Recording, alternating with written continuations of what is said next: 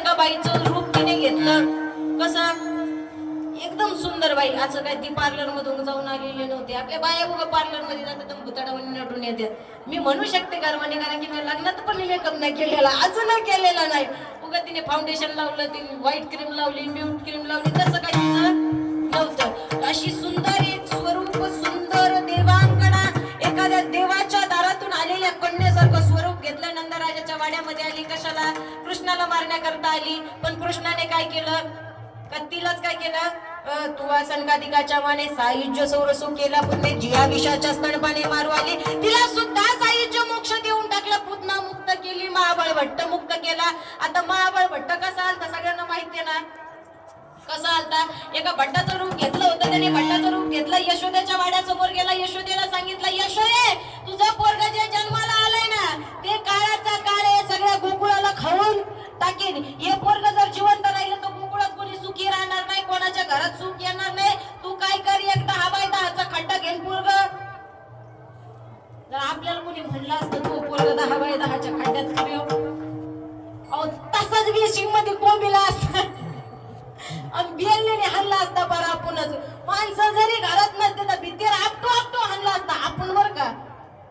ते यशोदा माता म्हणले होते, ते म्हणल्या जाऊ दे आता काही का म्हणा, ऐकून घ्यावं. यशोदा माता म्हणजे काय साध्या नव्हत्या. महाबळ भट्ट दारात आला म्हणून खाली बसायला पाठ, पाठीला पाठ इकून, हात ठेवायला पाठ इकून, पाठ पुढून पाठ, मागून पाठ, चौकडा अगरबत्त्याचा गमगमाट, काय त्या वामनाचा थाट बसला. पुन्हा म्हणतो तुमचंच पोरग पुरवा.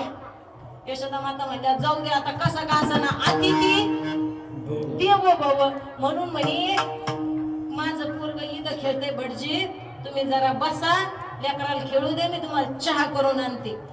आता मला सांगा, जिच्याकडे अख्खा गवळ्याचा वाडा होता तिच्याकडे दुधाला कमी असेल का? किचन मध्ये गेली, दूधच सापडा ना यशोदाला, दूधच सापडा ना. ती म्हणली भटजी तुम्ही बसा, मी शेजारच्या भरून तवली भरून दूध आणते. यशोदा दूध आणायला गेली तर पाळण्यातला कृष्ण म्हणला, हा माझ्याच घरी आला, माझ्याच आईचा हातचा चहा पिणार, माझ्याच बापाच्या पाटावर बसला, माझ्याच दारात बसला, पुन्हा म्हणतो मलाच पुरा. तुला जगायची लक्षणं काय कमी जादा दिसायला लागले का? खालच्या पाटात म्हणले पाटा वर जाय, नीट वर जाय. असा पाठ महाबळ भट्टाला घेऊनच वर गेला. बरं कसा वर गेला?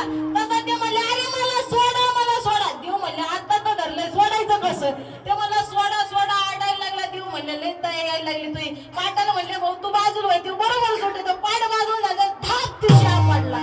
बरं आपटला तर आपटला, बसवलाय कृष्णाने. पण तिथं नाही नाही नाही नाही, कृष्णा म्हणे माझ्या घरी येऊन माझीच चुकली करणार का? दम आतल्या चमच्याला आवाज दिला, चमचा मंडळी, कढाई मावशी, चाकू काका, सगळे किचन मधले भांडे लाईन मध्ये याला मारायला.